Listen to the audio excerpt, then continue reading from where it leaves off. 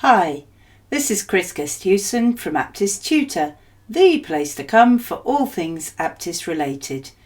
And today we've got the version of Advanced Speaking Practice Test 2 with sample C1 answers.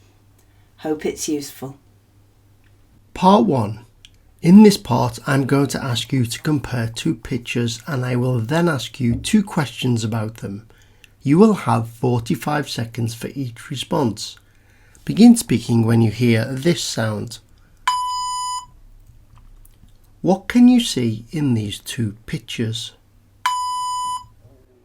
The theme of both photos is accommodation, but they're worlds apart. The first shows some 6-story apartment blocks with walkways connecting each flat. There's loads of graffiti, some of it in English, so the photo was most likely taken in an English-speaking country.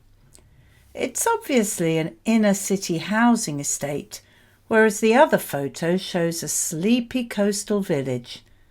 There are a couple of rows of semi-detached houses with gardens by a small bay with a handful of fishing boats. It could have been taken in Northern Europe, though that's only a guess based on films I've seen. Where would you prefer to live and why? That's a difficult one, as there are pros and cons to each place. But if I were pushed to choose, it'd have to be the fishing village.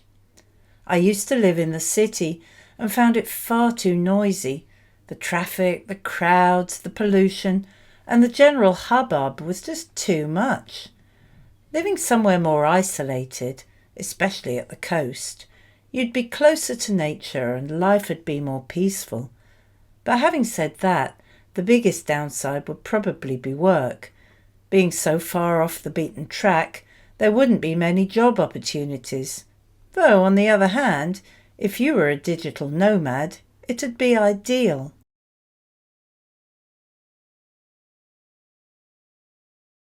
Which of these places do you think children would like to live in?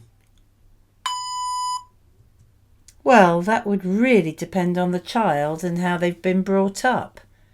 Many kids enjoy nature and are happy to spend hours playing in rock pools, fishing for crabs and climbing trees. But I guess that the vast majority would prefer the benefits of living in the city, where they've got playgrounds, swimming pools, skate parks and so on, right on their doorstep. On the other hand, as many children seem to live their lives online these days, maybe it wouldn't matter so much where they live physically, as long as there's a good internet connection.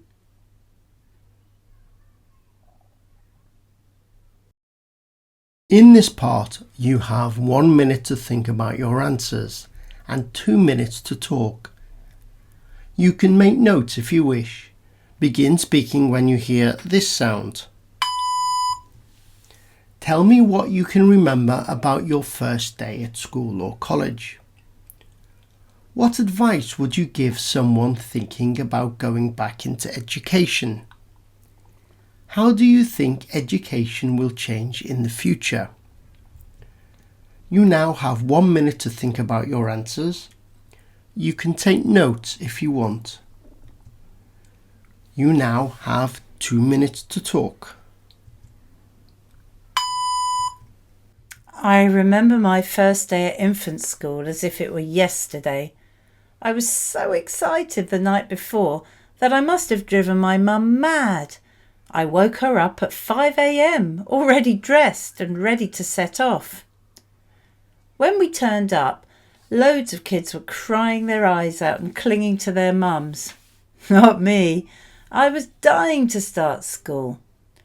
But when Mum came to pick me up, I bawled too, as I thought it was all over.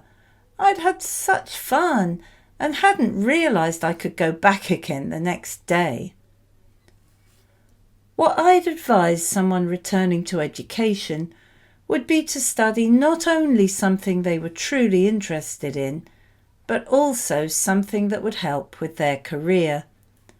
Although that would also depend on what they wanted to achieve.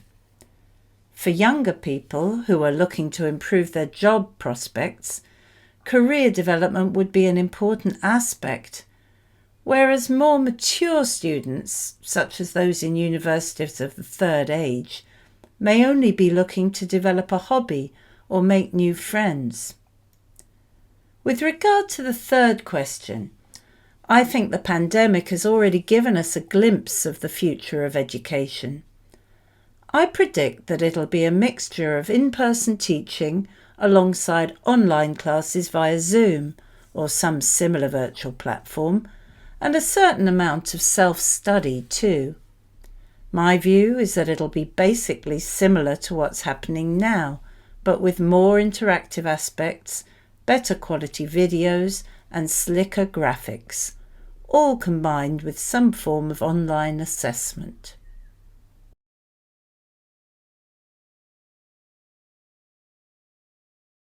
You are going to speak on a topic for 1.5 minutes. You can see the topic on the screen and 2 lists of points, for and against, related to the topic. Choose 2 items from each list and give a balanced argument to represent both sides of the topic. You have 1 minute to prepare your argument.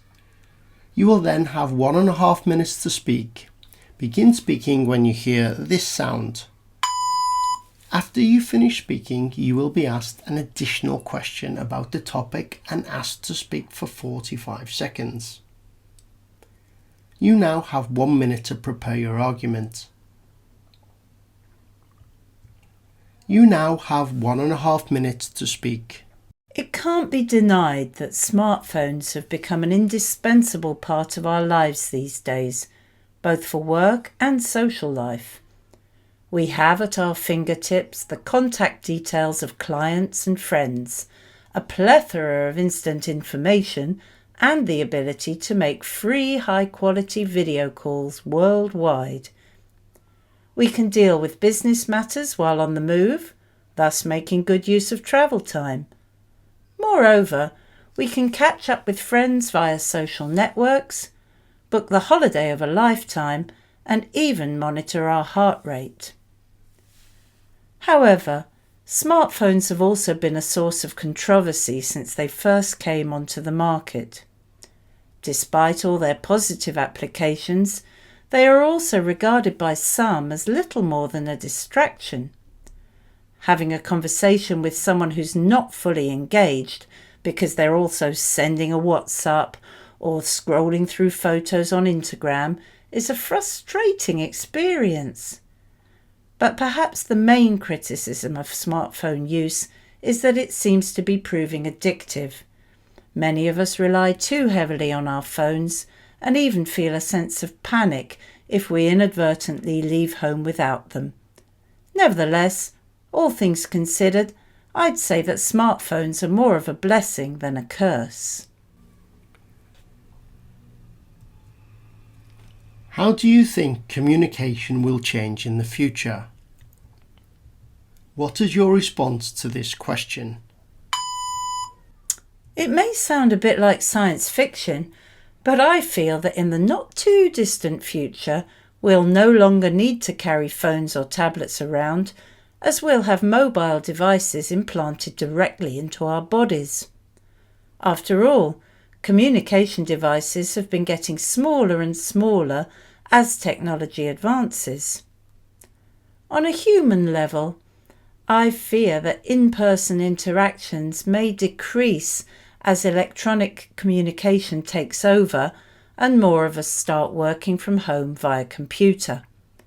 Unless, of course, there's a backlash and we all return to living and working off the grid.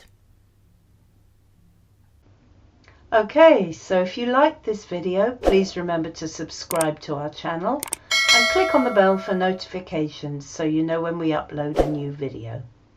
And you'll find lots more Aptis exam practice, vocabulary, grammar, tests, everything on our website www.aptistutor.com. Cheers!